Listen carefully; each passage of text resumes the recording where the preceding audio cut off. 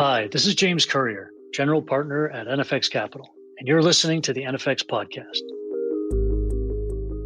5 years ago, I wrote an op-ed at TechCrunch titled Defensibility Creates the Most Value for Founders. I was seeing founders make the mistake of focusing too much on their sugary sweet growth and not enough on their long-term durability.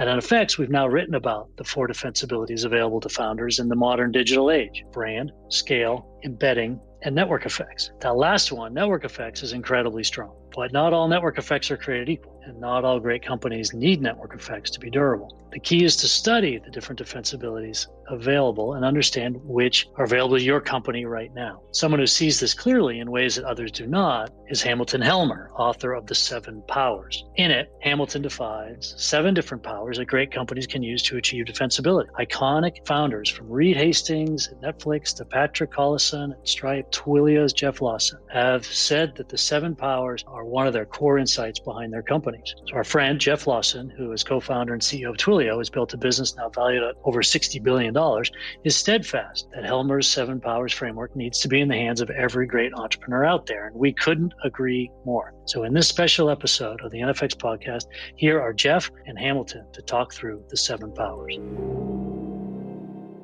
So I first met Hamilton. Actually, I didn't meet Hamilton. A package showed up at my door one day and I opened it up and it was this book and it was called 7 Powers and it had a little sticky note on the cover. And the sticky note said, Jeff Epstein, a friend, thought you would enjoy 7 Powers. Strategy Capital is a Twilio shareholder. Scribble, scribble, scribble, scribble.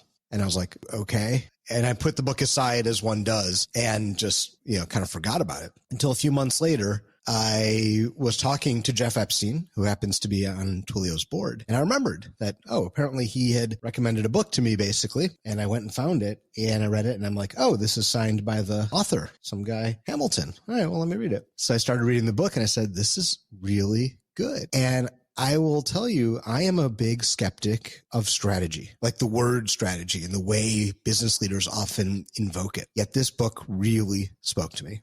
And so I called up Hamilton and I wanted to talk to him. And that began the process of me really understanding the 7 powers, getting to know Hamilton, recommending the 7 Powers book to my leadership team at Twilio, and even having several sessions where inviting Hamilton in to speak to the team at Twilio. So it's my great pleasure to introduce Hamilton Helmer to everybody listening today. Hamilton, welcome.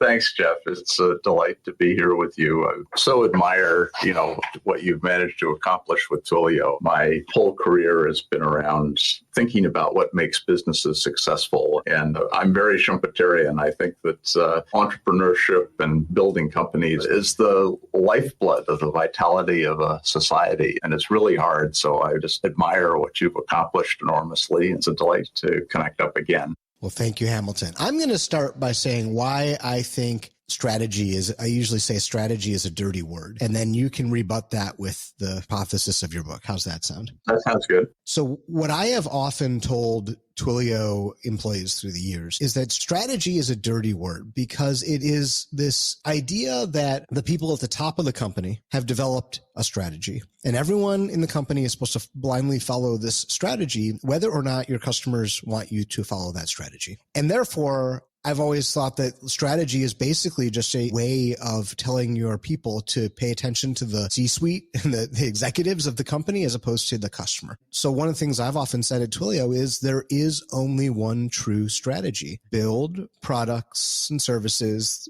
for which your customers will pay you. That is the one true strategy. And anything that distracts from that is really preventing us from executing the one true strategy. And my example has always been, for some reason, this always has stuck in my head, Google Plus. Because if you think back to like the early, 20 teens, whatever, Google clearly had a strategy. Our strategy is to go beat Facebook. And the strategy required integration of social across every part of Google's properties. And from people I've spoken with, every product manager, every engineer, everyone on the front lines of building all those products were like, why are we doing this? Our customers don't want this. It's making the products worse. But you pretty much had to do it because that was the strategy of the company. And sure enough, customers hated it. Nobody wanted it. And that was just a lot of lost energy in that. And it's not that like they shouldn't have tried something new. It was that this quote unquote strategy was driven by an executive idea of who their competition was as opposed to what customers wanted. And that's what has always been my example of why I call strategy a dirty word. But then I read Seven Powers and I started to think a bit differently about it. So Hamilton, why don't I give you a chance to rebut my natural skepticism of strategery?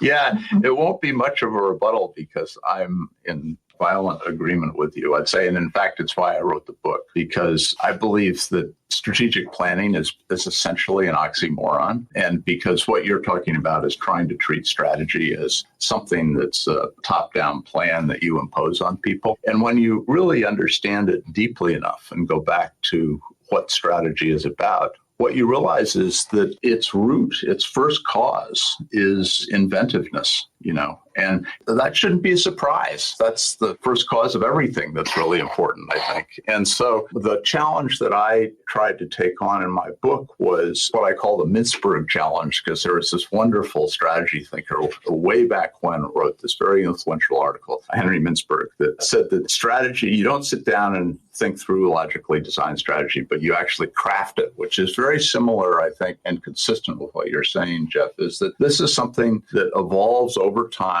as smart business people responsive to their markets and customers develop. And so the question is, what could somebody like me, whose whole career has been around this topic of what makes businesses enduringly successful, offer to anybody like you or your team who's in this exercise of crafting? And what I realized is you have to be a lot more modest about it. It's not that you hire me and all of a sudden I turn lemons into lemonade or something like that. It's rather that I can provide you a cognitive guide to what builds an enduringly great business. And so the key there is the enduring part, because that's where strategy comes in. And so what I've learned after looking at hundreds of cases of companies I've advised and hundreds of cases that my students have pulled apart at Stanford is that businesses, there's a durability aspect, which is essential to this. And so the question you ask yourself, what is it about certain businesses that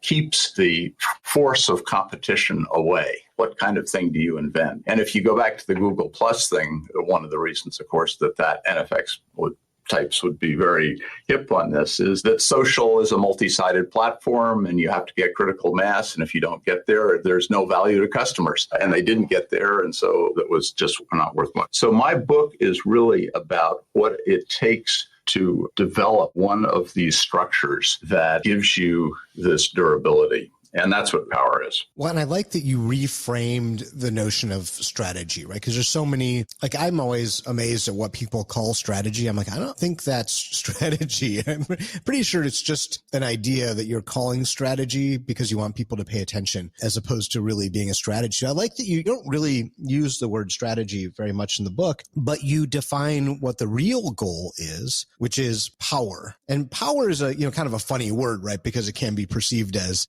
control or all sorts of things that maybe antitrust regulators might not want. But power in your definition is essentially the idea of what are the conditions to create durable returns for shareholders, like long periods of outsized returns, to paraphrase your language. And that struck with me because that is clearly the goal of every business leader and every entrepreneur. It's not to have a strategy or to, align the troops or anything like that. Really what you're trying to do is to create outsized return and do that durably. And one of the things that strikes me is in the technology world, people do get overly rotated. There's only one idea of strategy that seems to have taken hold in the technology world, and it is essentially network effects. When I was raising money for Twilio in our, Series A round, I'd give my whole pitch and the VCs would say, oh, that's interesting. Okay, so how do you have network effects? I remember saying, well, that's not exactly our business. We're not Facebook, but there's other ways we're going to build power. And look, you call out, the thing that resonated with me about the book is you said, well, look, network effects, you call them network economies, is one such power, but there are actually 7 powers, and great businesses can have any number of these. In fact, several of them working in conjunction together. Let's start off with network economies because it is an obvious one that people are pretty familiar with. Hamilton, can you walk us through what network economies are and just give us, the canonical example of where you've seen it in a great business? Sure. Before doing that, I want to step back and just talk about building a business and how that relates to network effects and network economies. So I'm going to use Uber as an example. And so think of what they've been through. This incredible invention, right? A multi-sided platform that revolutionizes human transport. And then off the chart scaling, just incredible. And then the investment community goes wild. And you would think that in some way that would be enough as a business person. Oh, this incredible accomplishment. But the issue there is that you need an economic structure that they would capture some of the value that they've created, because they've created enormous value. I mean, I sit on a board of a company in Vancouver, and when I go up there, they don't allow Lyft or Uber. And so the last time I had to go to the airport, I'm sitting out on the curb waiting for a taxi that's been called, don't know when it's going to arrive. Eventually, after 20 minutes, give up and go try and hail one down. And so this incredible value, and there are network effects here. But the problem is that more than one company get the benefit of that. So Lyft can also take advantage of that incredible value and compete with Uber. You can create tremendous value for customers, but you have to be able to keep some of that for yourself. And if you don't, it will end up being a business that's just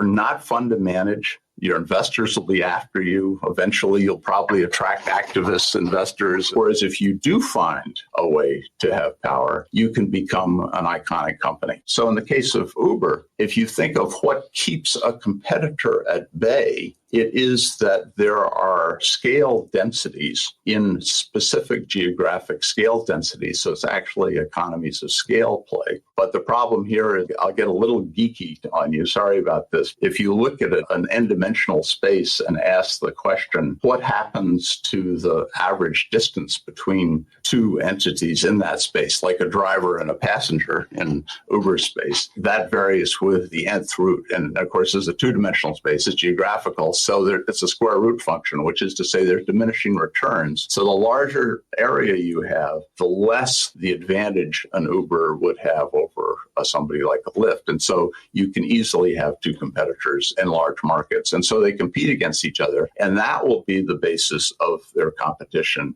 And they'll both get the benefit of the network economies. And so it actually isn't a source of power. So network economies is one of those things that's profoundly important, as I say, for product market fit. So for starting businesses, it's just a whole new swaths of value are created. But it's one that is much rarer in power. And that's a confusion that often takes place. So Hamilton, so you threw out another power in that conversation. You talked about scale economies, which is another power from your seven. So talk about how scale economies then might help an Uber or a Lyft to achieve some power in their business. Yeah, so scale economies come from if there's an economic relationship so that as volume increases, cost per unit goes down. It means the leader's got an advantage, right? So if you're larger, you have a lower cost position. That means at the same prices, you make more money. And so that's a great thing. And in the case of Uber and Lyft, the problem is that those scale economies diminish over the relevant range. And so they may not be enough so that Uber and Lyft can actually be pretty similar cost positions essentially in a market. But the example I use in my book of scale economies is Netflix. And Netflix went through this incredible transition where so they had this bruising battle with a Blockbuster for the red envelope business. And eventually they emerged. But had Blockbuster taken them on hard a year earlier, I'm not sure they would have. And I think Reed would agree with me on that. So here they are emerged, but it's not enough. And this just gives you an idea how hard it is to be an entrepreneur. It wasn't enough because they knew that physical delivery was eventually a dying technology, that it would eventually be streaming. So they had to go into the streaming business. But the problem with streaming business is that if you're just a distribution channel, anybody can do that. The technology isn't that hard. And so if you started to do that, there's an issue. So Netflix went at it the way you would hope, is sort of toe in the water. They tried it out. They did their Watch Now feature, and it turned out to have a modest success. But then they did the Stars deal.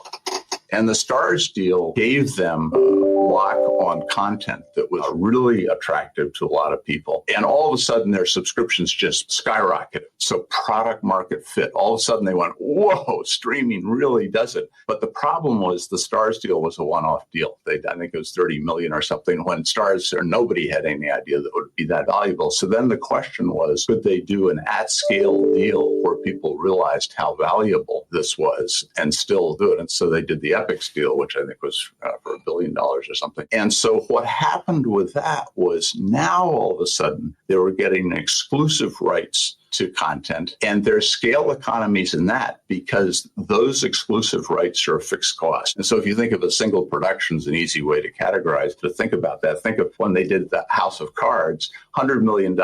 If Hulu had done the deal, Hulu was about a tenth their size at the time, the cost per viewer would be 10x. So the cost of content per viewer went down with scale. And so that was a case where the scale of content is about 50% of their cost structure. So it would not diminish. The scale economy would continue over time and remains powerful. And that's an important source of power. And again, the key thing here is that they could have prices that would give them very good profitability and maybe Hulu not so much. And that could go on forever. It's those underpinnings that lead to a durable, iconic company. Okay, so we've got a good example here of network economies, of scale economies. And again, I'd say those are two that probably a lot of entrepreneurs, especially in the technology world, are familiar with. Let's talk about some of the other ones that maybe are a little less obvious. So counter positioning is another one. And I really like this one. This one especially often plays into the, disruptor versus incumbent type story. Can you tell us a bit about counter positioning? Yeah, counterpositioning is frankly my favorite. I think you asked about what was my favorite earlier. And partly because, I thought up the concept, but also because it is rather contrarian. And of course, from an investment side, it's terrific because it's contrarian enough that it often represents good investment opportunities. And so what it involves is that as a challenger, you develop a new business model that creates value. So it's better for your customers. But for an incumbent to mimic it would cause them serious damage to their business. It's like the classic innovator's dilemma type story. Yeah, it's a little different than that and there's some fine points to that because it doesn't always involve technology. I mean, I'd say In and Out is counterpositioned against McDonald's and so on. But it's something that you would be very familiar with, Jeff. And I'll ask you kind of a question about this in a minute because sort of software eats the world perspective is that when a company develops a new business model that's based on software and the incumbents are old line and not software companies, to be able to now become a software company often just implies they have to blow up their company. They have to have different people, different comp structures, different organization, a whole different perspective on life. So my view of, for example, Apple with the iPhone versus Nokia was that Nokia was an incredibly effective hardware company. They had supply chains that were finely tuned. Their product development cycle was masterful. And then Apple comes along with a product that's basically software driven. And all of a sudden, Nokia, they're faced with this existential dilemma of accepting somebody else's software or trying to do it themselves, which they can't. And they would have had to blow up all their existing business. And quite frankly, this is what VW is facing now against Tesla. And I give Dees extremely high marks for how aggressive he's being in understanding that threat. But Jeff, actually, let me ask you, because I think software-driven businesses are canonical examples of this, where the incumbent just has this terribly difficult choice. And that's a great example of counterpositioning. So the question is, you've developed a software-driven company, and there are other approaches to what you do that are not software-driven. Have you found that people that you were originally against that tried to adjust to do it the way you do it, it was almost impossible task for them?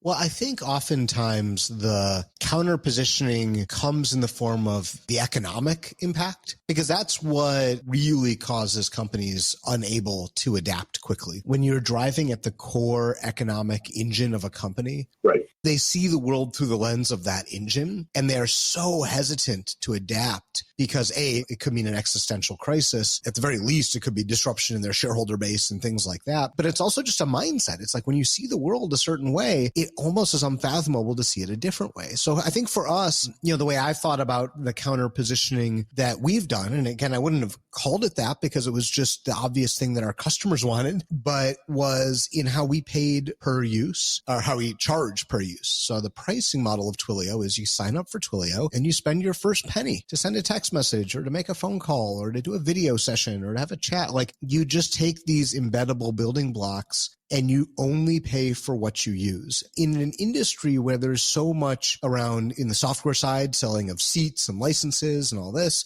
or on the telco side of having a 2-year agreement to buy a line that's bundled with voice and messages. And it's like, if you're a developer building a new service, testing out a new idea, you don't want to sign a 2-year deal, and you're not buying seats. There's no such thing as seats. You just want to start prototyping and spend as little as possible, because the more you can reduce barriers and friction, the more ideas you can enable, because experimentation is the prerequisite to innovation. Therefore, our job as Twilio is to encourage as much experimentation as possible. And I think it turns out that it's very hard for companies that are accustomed to selling seats and licenses, or 2-year deals and line access and things like that. It becomes very hard for them to think of a business where I'm going to sell something for a fraction of a penny. Right. Because you're like, how do I incentivize my sales team? I've got a big sales team. I got to feed the sales team. And the ASP that used to be $100,000 is now a penny. I can't feed a sales team like that. And so you get this entry point where people don't know what to make of it. They can't fathom, how could that possibly be a business? And they certainly don't know how to execute, and they have no will to execute on it. And it gives you a many years head start to build value before someone might wake up and say, oh, wow, there's something there. Maybe we should think seriously about this. But it's really hard for them. Even once they wake up, it's really hard for them to do it, let alone the fact that they will discount it for long periods of time because they just don't understand it. Yeah, you're so right. The heart of it is that it strikes at the economic model. And again, using a Netflix example, when they first started, HBO was a powerhouse and much larger, very profitable. And HBO went through video providers, so Comcast and so on. And Netflix went over the top, direct streaming. And for HBO to contemplate doing that business model, you can imagine the reaction that they would get from Comcast. They say, you do that, you're off the system. And so that prospect of their economics turning so badly on them makes them drag their feet and drag their feet and drag their feet. And that's classic of that. And as I say, it is quite common in software models for incumbents to have that difficulty. And again, I'll come back to the Tesla case. The idea that a car is a software platform all of a sudden changes everything. Because now, if you think of a traditional automobile manufacturers, they have these elaborate supply chains. And in those supply chains are embedded technology. So the distributor has a certain technology, or the fuel injection system, or this and that. And all of those subcomponents have their own integrated circuits.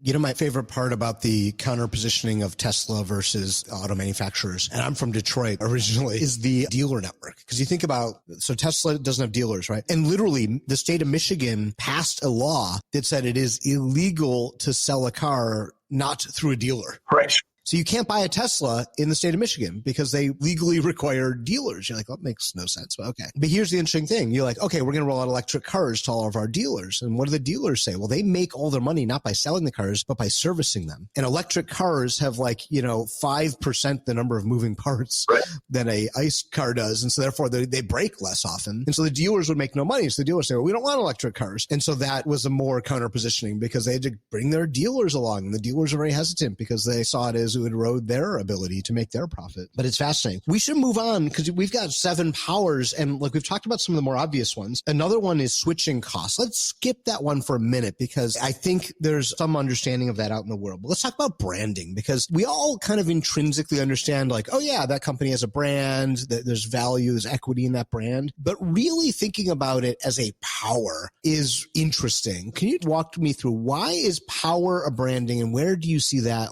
What's your favorite example of branding as a true power? Yeah, so the key thing here, Jeff, is that there is a real difference between branding as power and brand awareness. And not that brand awareness isn't important, but you can buy an ad in the Super Bowl and you will have brand awareness, but you've paid for it. But branding is something that's far more durable than that. And what it involves is building up an understanding in your customers so that they attribute higher value to your product, even though the competing product is maybe identical. objectively. And so an easy example is when you go into shop, you may pick up Del Monte pineapple just because, rather than the Walmart brand or the Safeway brand, just because you have a certain amount of trust that that's going to be a quality product. You know what you're getting. If scientists open the two cans, they probably find them that were identical, but you'll pay more. So to build up that perception so that people actually pay more takes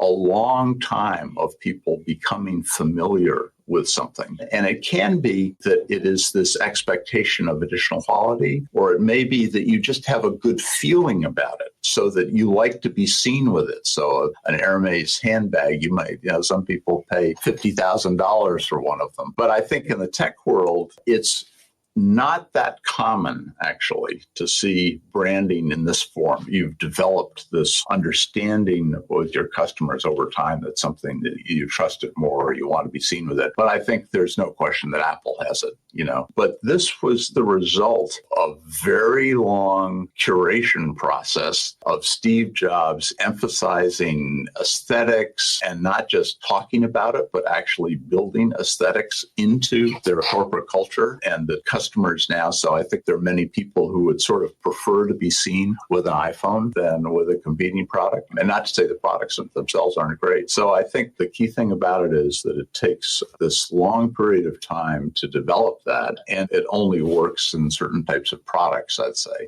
And I think Apple is probably a canonical example of it. And so let's talk about two of the less obvious ones. Cornered resource, because that's another really interesting one. And you talk about like employees as a cornered resource for a domain, but like give us a sense of the cornered resource power and how that plays out and what your favorite example is there. Yeah. So if you have rights to certain resources, assets of some sort, and that those can't be taken away from you, and that they are materially valuable and sufficient so that if they were transferred to another company, they would also enjoy the economic benefit of them, then that can be a source of value. And the place where this plays very large is in patented pharmaceuticals. So if you develop a drug that really works and you have the patent on it, that's super valuable. And if you transferred it to somebody else, they would enjoy that same value. The example I use in my book is less obvious, which is Pixar. What happened there was in the early stages of Pixar, there was an early group that went through the hell of developing Toy Story 1 and 2 and Bug's Life and learned how to work together in this incredible creative way. And each of those people involved in that became able to direct these amazing movies. And so Pixar ended up with this incredible string of successes, really unparalleled in the movie business.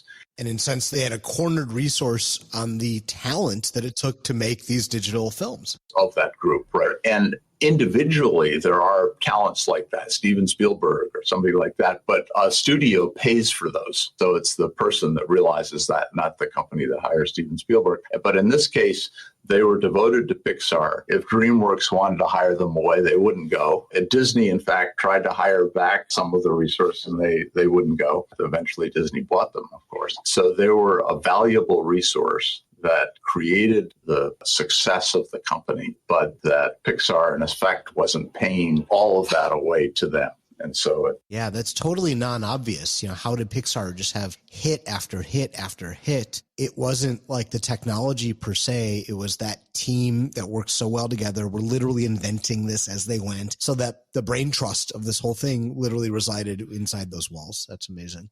Yeah, and I think if you take that a step further and you look at the later directors, it wasn't that this guaranteed that anybody that came to work for Pixar could make an amazing movie. The later directors had more trouble and were replaced more often. And so if you think of the strategy question for Pixar, it's adding to this director pool. And I think they're doing it, actually. I mean, they're making great progress in that. But there's this initial group that was their corner resource. And for them to continue on into the future to be a great company, they need to add to that director pool. So let's talk. We have one more to hit, and then I want to close with how people can make use of this framework. But process power is another non-obvious one. So that's your seventh power, process power. Talk quickly about that.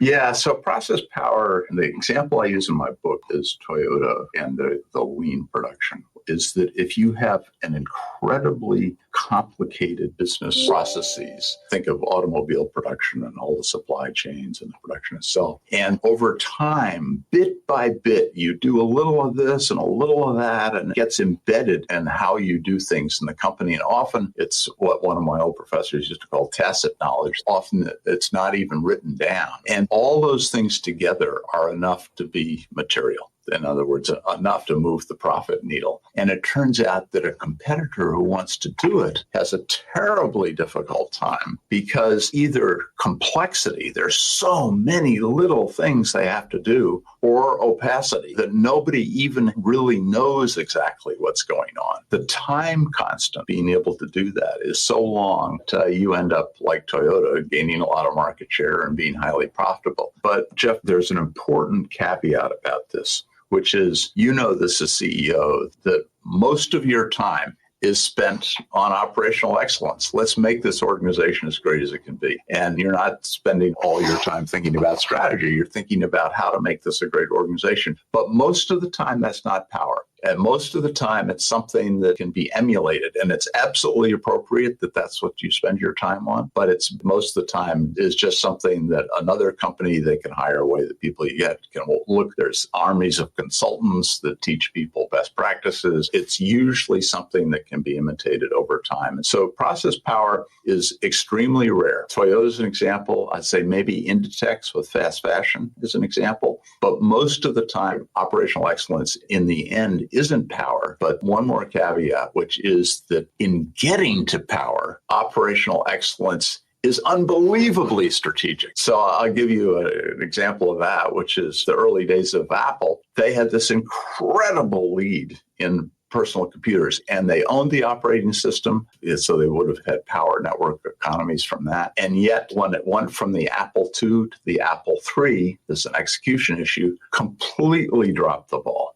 Very costly, didn't work well, its pricing was wrong, and it just opened the door for the IBM PC and Microsoft Standard and almost caused the company to end. And so in getting to power, operational excellence is absolutely critical, but in terms of establishing a position of power or of having a position of power, it's typically not enough. But there are those rare cases where it is like Toyota, where it's so complex and takes so long that you can do it. It's an uncommon form of power.